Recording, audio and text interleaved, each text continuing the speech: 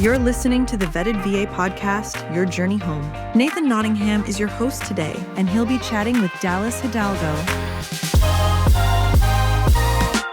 Hey everybody, welcome back to the Vetted VA podcast, Your Journey Home. This is Nathan Nottingham, and today on this series where we interview the men and women of the professionals that make up the moderators, the support team, basically the wisdom bringers to Vetted VA, we are interviewing Dallas Hidalgo. And every time I say that, I just realized I said it wrong again. It's Hidalgo. And I just put it the wrong way, man. I'm so sorry. Like, I don't know how many times I've said that. You'd be surprised how many people do. It's a very, very common mistake. But, well, there was a movie, right? Hidalgo? Was there a movie like Hidalgo. that? Yes, Hidalgo. Yeah, okay. It's about a horse. And if you look up my last name in the Spanish dictionary, Hidalgo means noble. And so my assumption on that is he was a noble steed, and that's why he was named Hidalgo. I like it.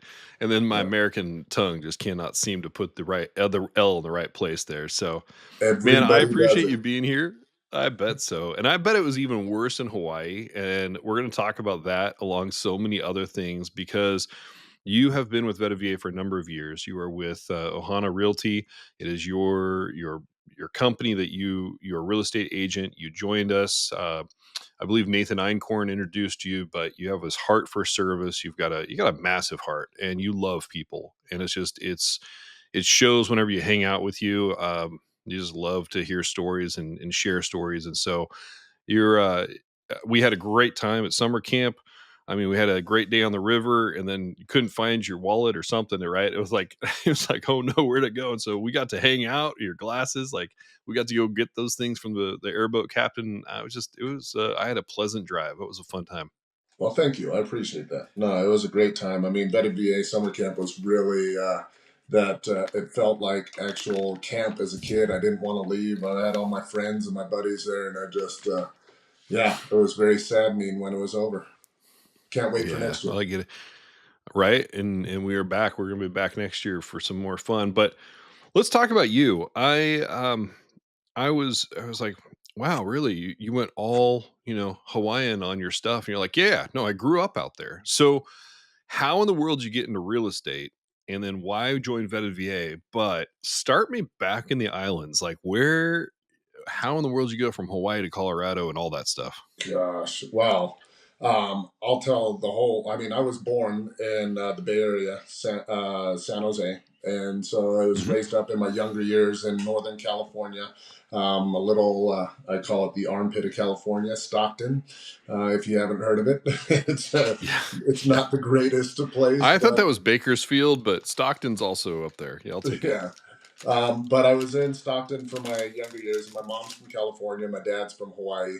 And so I ended up going to Hawaii in my younger years. And I fell in love with the ocean. The ocean was my jam. I really love sailing and surfing and diving. I mean, who doesn't, right? Well, I guess some people don't. Some people don't like the water. But I spent about 16 years on Waikiki Beach running the sailboats off of Waikiki and dealing with tourists, showing people a good time. And I think that's where a lot of my sales skills came from. Not only the sailboats, but sales in general, is talking to people from all over the world and kind of listening to stories and telling my own stories and so on. But I was in Hawaii and, started a family. I had a little girl and had another one on the way, and the cost of living in Hawaii was just too expensive. As we all know, a gallon of milk right now is about $12 a gallon, which is absolutely insane when it comes to cost of living. So just started making a plan, trying to figure it out. Didn't know where I was going to go, but my wife at the time was from Utah. So we decided to pack everybody up and go to Utah, which was a little bit of a cultural shock, going from the islands and the ocean to the middle of the United States and not having a clue on what I was going to do. A boat captain of 16 years and then moving to the middle of the United States where there's not very much water was a bit of a shock. Yeah, I bet. Yeah, and so I tried to figure it out. I knew the one thing that I had is motivation and drive to figure things out. I had no idea the direction I was going, but I knew that I could do whatever I put my mind to. So I started out in kind of the construction fields. I started off doing flooring and learning the ins and outs of construction. And I was working for this guy doing tile floors. And I finished up the last job, and he said, "Well, that's it. No more work for you.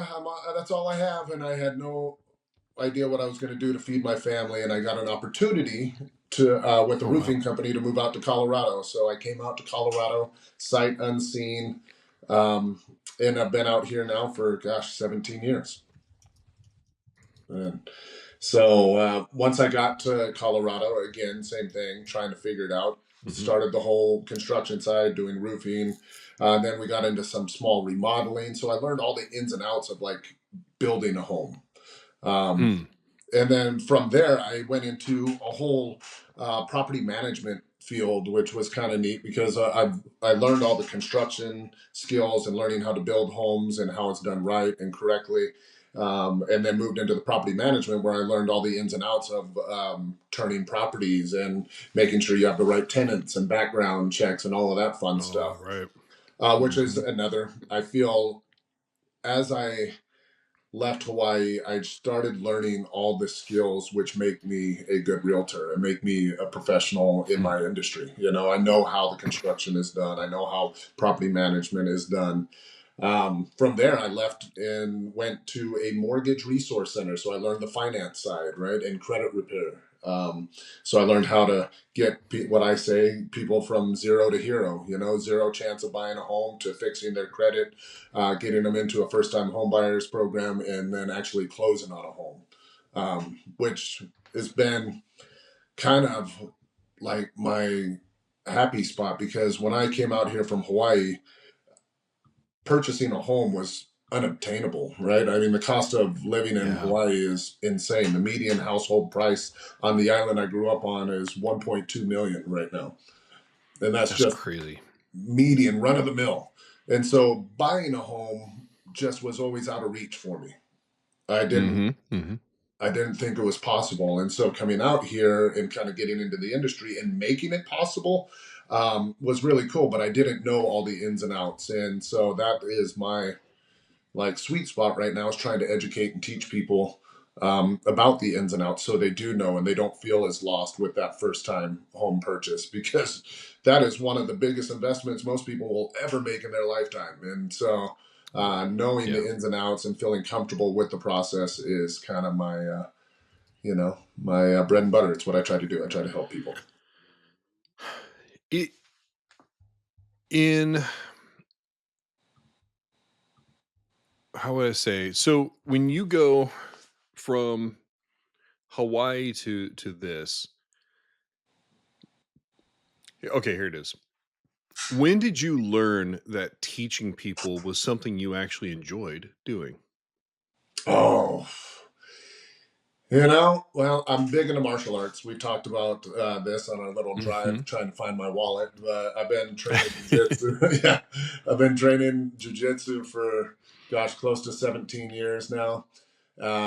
And I really found my love for teaching within jiu-jitsu, right? As you're Mm. trying to get these newer belts in there and showing them the moves and everything, I found a real love for teaching at that point. And I realized with the teaching that I was learning more myself as well, right? Hmm. And Okay.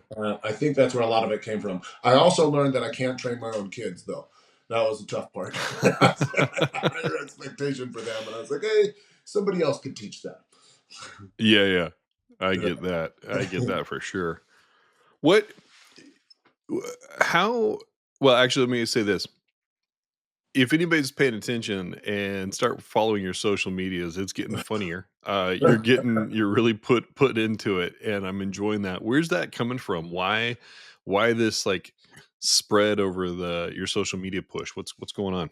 Oh man. Well, social media is the media of today, right? Nobody's really getting newspapers delivered to their home anymore. Nobody's, half the stuff you see on TV and social media, it's hard to believe anything, but it is the media of Mm. today. And so, it was probably about 4 years ago or so. I was hanging out with Nathan Eichhorn, and he was doing a 30-day challenge on social media. And I was like, I never thought of my social media that way. It was always for my family back home in Hawaii. It was always for my mom. It was always for whatever. And I was like, I never really thought of it like an advertisement. It's just the place to show, hey, the kids are growing up. Look at them. They're doing so good. But watching that, I was like, well, at that day moving forward, I told myself that social media was meant for one thing and one thing only, and that was for making money and getting my face out there and my brand recognition out there. And that's kind of where I made the turning point. The humor and everything, I have fun with that. That's who I am. That's my genuine self, Yeah. right? Yeah. I've tried to do all the data and like all the stats, like, hey, the median list price is this, the average days on market is this, the market action index is this, which is good knowledge, but nobody cares. They like to laugh, they like to see me make a fool out of myself, and so it's with that, it's kind of a whole algorithm, right? You attract them Yeah. with the funny, you attract them with the Yeah. funny, and then you drop the knowledge bomb. But I'll get Yeah. thousands of views on the funny stuff, and then my knowledge bomb, I'm just like, 100. Okay, nobody cares. What what was it? What drug you? And I say drug, I don't know, maybe attract, but to focus on VA lending. And nowhere in your story are you talking about serving in the military. So what was it that kind of got you there? And you're like, you know what? I'm going to focus here. I'm going to train harder here than I do in other spots. I When I was 16 years old, I was talking to recruiters. My plan was to join the military. I was kind of one of those knucklehead kids that didn't really have much direction. School wasn't my strong point, and I was like, okay, military it is. This is what I'm going to do. And I was very, very dedicated and into it. And then I got a job on Waikiki Beach, and I was like, bikinis, military. Bikinis, military. I'm gonna go sailing, and I went I'm sailing. going to go say But there's always something in me that still holds on to that, and I just wanted to do my part in giving back, right, for the people that served yeah. us and Yeah. served our country. It's for me, it's my little piece. Considering I didn't serve, and I chose sailing and talking to girls on Waikiki. It's my way of giving back and trying to educate and help, and because it is the biggest purchase of anybody's life, or not everybody's, but it's one of the largest investments you make in your lifetime. And I just want to Yeah. make sure I help and guide people in the right way. And I think that's really it. It's just trying to help people out. What's the So you saying? you Go ahead. you teach so much with what you do. Like what's one of the topics on VA lending that you find yourself teaching the most or having to go back and counterpoint stuff? The biggest thing is the whole scare stipulation out there that the VA loans are hard to get accepted, or that nobody will accept a VA loan, which is not true. Right. It's not true, and I have more VA loans accepted than I do anything else, really. I mean, VA loans is a majority of my business.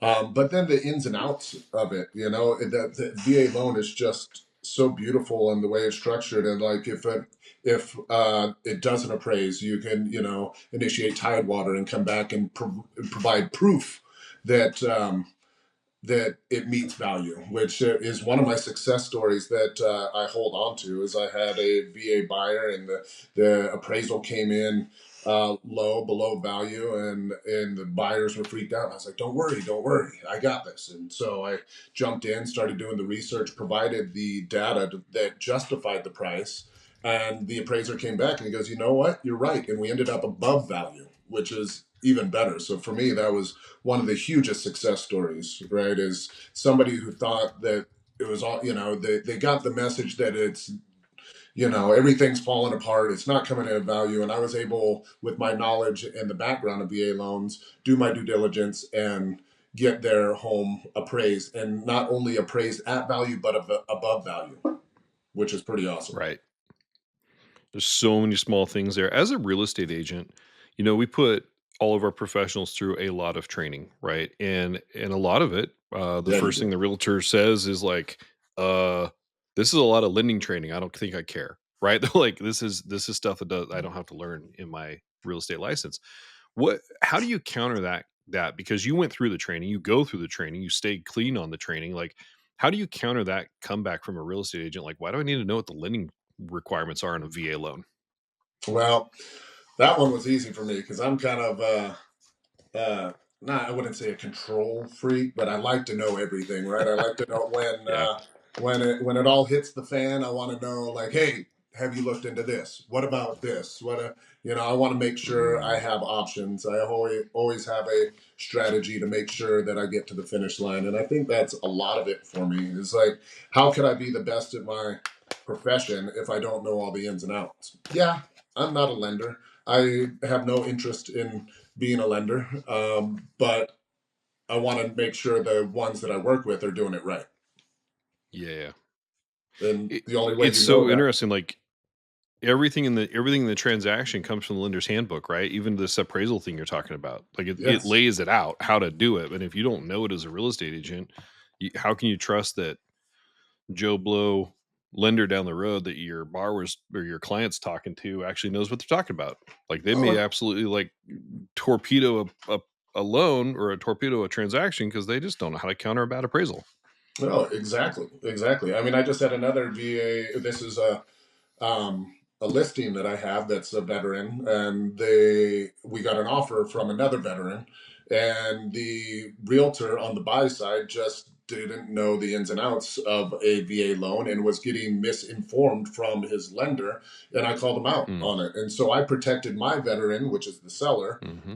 from they were just asking excessive seller credits, and I was like, hey, the VA loan does have a cap on seller concessions. And he's like, oh, it does? I didn't know. And that's a lot of the problem right there, right? Is the lack of knowledge. And that's what I love so much about the vetted VA and what you guys do is you are helping the industry through education, which is absolutely amazing. I love the mission. I love the people that are committed, and yeah, it's you guys are doing a really good thing over there, and we all Well, are, let's right? talk about. Yeah, we're all doing just a lot of work, and it is fun. And it's rewarding. And then you and I think it was Nate Einkorn got together. And what's your new whiskey tango evening like? Yeah, Whiskey Tango Finance. So WTF. But but it's a good little thing. We do it on Wednesdays, the third Wednesday of each month, and it's just a first beers on us. Come in, sit down. No sales, no nothing, just straight answers. We're here to answer any questions, and so we have Nathan is lending, myself is real estate, we have a financial advisor and an estate attorney, and we answer anything. Um, Oh wow. yeah, any questions that they have, and it's no sales tactics. We're not. We're only there to really make relationships and Hmm. educate and kind of answer questions that they have. And the first beer is on us because that kind of loosens the anxiety and kind of sets a tone a little bit. And it's not always and like a drinking thing, but because not everybody's a drinker, but come and get comfortable, hang out, and talk story. Is how we say. That's kind of a Hawaiian And thing, that's talk story. yeah, yeah. And that's really just the core of all these. What we do is build relationships. It's Yeah. impact of like, hey, I want to help you. What questions do you got? Like, I'll just give you what I have. And I think you shared with me at one point that was very island esque mentality for you as well. Growing up, like you grow up, it's an expensive place to live, but you don't have a lack of fun. Like, there's a lot of fun to have if you just share with each other. Yes, yes. Well, I go at this all the time. Is back home in Hawaii, I didn't make a lot of money, but I was very rich on life, And now in Colorado, I do well in real estate and I make money, but life isn't as rich as Hawaii was. But I still try to keep that Hawaii vibe alive of living aloha and living with love and sharing, caring. That's the motto of my company is where everybody's treated like family. Ohana Style Realty. Ohana, as we all know, if we watch Lilo and Stitches, Ohana means family. Means Right. nobody gets left behind. And so Yeah. that's my MO is a family style realty. I treat everybody like family.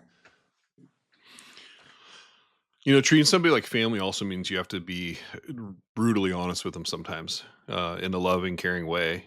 Like, how have you had to let somebody down? Be like, hey, I know this is what you want to do. Here's what you need to know. Yeah. That comes up. I mean, in that topic is doing it with kindness, right? And this happens a Mhm. lot with sellers and expectations of the market, right? Right. My VA Mhm. seller that I have right now is remembering the market of 21, 20 or 2020, 2021, where things were flying off the market, interest rates were super low, and competition was really high. Mhm.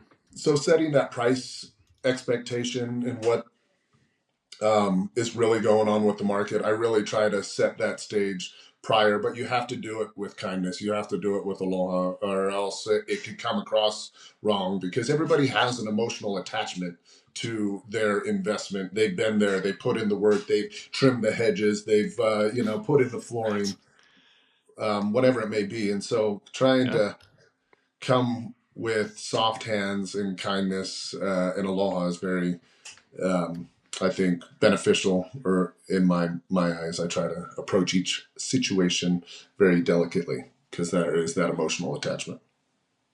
What do you think the market's going to do in Colorado for you right now, especially in the veteran market? And in your what area you're Denver? You're outside Denver, right? Yeah, I'm the burbs. I'm in Littleton, but I work Okay. all the way down in Colorado Springs and all the way up north. So I cover the whole Front Range for the most part. Colorado Springs, a lot of people PCSing and moving, which is good. I think Colorado really still has a strong market, and it will continue to be strong. It's a very Okay. sought after destination. A lot of people love it here. The mountains, there's a lot of outdoor activities. We're with the current market, we've definitely seen a slowdown on everything, but we're still moving properties. Things have slowed down a bit, but as long as you set the expectation, um, I think it's good and keeps your clients happy. But I'm hoping that'll maintain its strength and continue to grow as it has been. And it's still continuing to grow. It's just not as fast as it was in 2020, 2021. Gotcha. Colorado grew exponentially. Is it when you talk about kind of all the things happening and what's growing and where things are, like what is something I'm thinking of our veteran and our active duty service members that are listening to this, maybe more active duty. They're like, hey, market's been hot. I bought this house. I've been maybe at my station for 2.5, 3 years. I'm getting ready to PCS, or I'm not sure what I'm going to do. How in the world do I get this house ready to go with a hot market like this and not sit on the market for a long time? Like, what are some recommendations you would give to a service member of like, hey, this is what you need to do to prepare to get out? Yeah, well, a curb appeal is always important, right? And maintaining a tidy house, decluttering, those are all good things Mm, to set the stage. Less is more when it comes to viewing a property. Then, obviously, in the marketing is choosing somebody that has the marketing capability and know-how, because marketing is everything right now. Just because, back in 2020, 2021, you could throw a house on the market, it would be gone in 3 days. Well, that's not the case now. Now you yeah. have to have all the bells and whistles. You have to have that tidy, clean house. You have to have kind of the updated home. The homes that are in good condition and updated and priced right are still moving fast. It's the ones that don't have the proper expectations as far as pricing, the the cleanliness, the decluttering, the all of that. They weren't set up for success. Those are the ones that are sitting and then having the price decreases and so on, and sitting on market a lot longer. Which, when you're PCSing, is not what you want. You're trying to get out in as fast as possible. Obviously, everybody Yeah. wants to um, gain as much as possible, but as long as you're set up with the right expectations and what the market is doing, um, we can still get them moving. And I think that's a lot of it, because the longer they sit, the more you end up paying in the long run. So, do you take that price decrease over a period of time of waiting, or do you just kind of do it on the forefront and make sure it's gone? That's actually one thing I think that our real estate agents, as part of Veta VA, in the active servicing of this organization and this group, what they do is something you can speak to better than a loan officer can. PCS is a time sensitive piece. Now, the loan officer can get the loan done in 20, 30 days, not a problem. It's more often, it's like, what in the world do we do with a house? So Hmm. let's flip the script a little bit. We're talking about selling a house. You got somebody coming in, they're going to the base, they're heading out there. Air Force is big, right? And around your area. And they go and they're coming in, they're like, hey, we're gonna buy a house, we're getting PCS. I know I'll be here for 2 years or so. How do you help them prioritize the HGTV? I want to live in this really beautiful home, and the like, hey, what's your resale market going to look like? Because if you're not done and retiring here, you got to let go of this, or you're going to hold it for a long time as a rental, and you don't always want your beautiful HGTV house being a rental either. So how do you kind of manage that discussion with an active Yeah, service member? that's actually a very valid question, right? Because I mean, I always talk about, if the market is just the normal market, the average break even time is right about 2 years. So if they're only going to be Mm, stationed here for 2 years, then we're kind of on that cusp, right? And so setting yeah. expectations of, hey, if you're only planning to be here for the next 2 years, what's your end plan, right? I mean, is this neighborhood appreciating at a greater value than this neighborhood over here, or is there sweat equity within the home? Like, hey, I'm really handy. I could go ahead and upgrade pick up this home for X amount, do the upgrades, and now have an increased value. So when it does come time to PCS, I've now got that increased value, and I'm turning a profit as opposed to losing money or breaking even.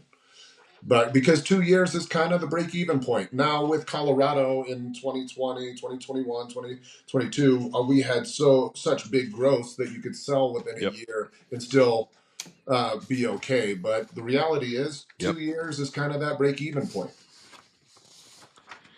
Man, it is. And when you say break even, do you mean like, hey, my closing costs, I got them recouped by selling my house? What does break even mean to a I real mean, estate agent? for me, it's more so that you're not losing money, right? I mean, here's the unfortunate part. Right now, I have a veteran client that I sold a condo to. Um, it was 2.5 years ago, and they have now, their family has grown. They are not leaving Colorado, but they want a bigger house. Mm, Unfortunately, at the time that they bought, the market was high, and then as the current market right now has kind of become an even, it's the most even market that I've seen in a long time. But with that, their condo it hasn't appreciated the way that we had expected it to, and so they're actually losing a little bit money. They knew that going into dang. it, but it's just Yeah. unfortunate. And I'm trying to, what I did in that situation is I'm selling their place at no cost, and I'm recouping on the purchase, just so they're keeping more money in their pocket. Because we Yep. knew going into it, like, hey, we're going to lose. Right now we're listed for 10,000 less than what they bought it for almost 3 years ago. Um, Hmm. which is unfortunate, but they knew it kind of going into it, and I'm trying to reduce the damage as much as possible, and I'm selling, their place for little to no cost and recouping it on the purchase, just because that's what I do for family, you know, and Well, every one let's of my talk about that clients is because family. that's right. That's a family mentality. Like, sometimes I will just give you what I got because that's all I got for you right now. But in that, that's a long term mentality too. We we have a long-term view over home ownership and wealth and real estate and what it can mean for a family. Because like when you work with somebody like Dallas who has that care and consideration of like, hey, if we make this decision today, here are the outcomes that might come up. If A, B, C, and D, and if those happen, here's our plan of action. Mhm. That's somebody you want to work with, because it's not about the transaction. I got my money and I'm out. Peace out, everybody. I'll see you Right. later. It's like, no, I'm in this for the long haul. Like, let me know what else you need. We'll get Yeah, there. it's never been about. I mean, obviously, it's how I pay my bills. So, and I have a Right. family, I have kids, and I have daughters that Hmm. ask me for money for everything. It's like, but so I need to make money, but that's never been my motivation. My motivation is helping people. I mean, and what's the saying? You attract more bees with honey than you do with vinegar, or something like that. And so being kind and practicing with aloha, like I said before, just gets me so much further. Well, man, I appreciate the time. I appreciate just an insight to your why and kind of what you're doing to push the good news everywhere. And so, thank you for how you're serving in Colorado and also in the Vetivier community. And, ladies and gentlemen, if you are like, man, I want to talk to this guy, Hidalgo, Dallas Hidalgo, I'm going to get it right from this point on. I'm going to lean so hard on that. We'll There get you there. go. Uh, but Dallas will be found on the Vetivier community in Facebook. He's found all over the place. You'll find him. Like, go look up Ohana Style Realty, and you're gonna find just fun stuff. Did I get it right that time? Yeah, you got it right. Just don't judge me by my videos because some of them are a little weird. Dude, I judge you by your videos because they're amazing. They are so good. All right. Well, hey, ladies and gentlemen, thank you for tuning in for this episode with Dallas. Thank you, Dallas, for sharing your story. You can find Dallas on the vetivier.com map in Colorado. You can talk to him about Colorado. You can talk to him about Florida. You can talk to him about Hawaii. The guy knows a lot of different markets and has a lot of good insights to share. So, with that, we'll sign off. Thanks again, Dallas. Take care, buddy. Aloha. Thank you for listening to the Vetivier podcast, Your Journey Home. We hope this information has been helpful, enjoyable, engaging, supportive. But here's the biggest call to action for you. If you are a veteran, a service member, a family member of the same, and you have earned or have access to the VA home loan eligibility and have questions, please feel free to join us at Vetivier on Facebook. Go to facebook.com, search for the Vetivier group, and you'll find it. Answer some of the questions to enter, and once you do that, you're good to go. If you're a professional, a real estate agent, lender, insurance agent, you know the drill. Well, as a professional, we'd love to have you join the professionals only group. We do all the same information, but at a little bit different scope because, well, of how you're coming into that information to support yourself and the other consumers that you work with. So please join Vetivier on Facebook or Vetivier for Professionals on Facebook. Follow us on TikTok, wherever you can find it. And as always, all the white papers, the resources, the documents, and the training, the free training courses are available at vetivier.com. You'll find them all there. If you have any questions, please do not hesitate to reach out to us. My email is nathan@vetedva.com. I'm the COO, and I'm ready to help. Glad you tuned in for this episode, and looking forward to bringing you the next one. Take care.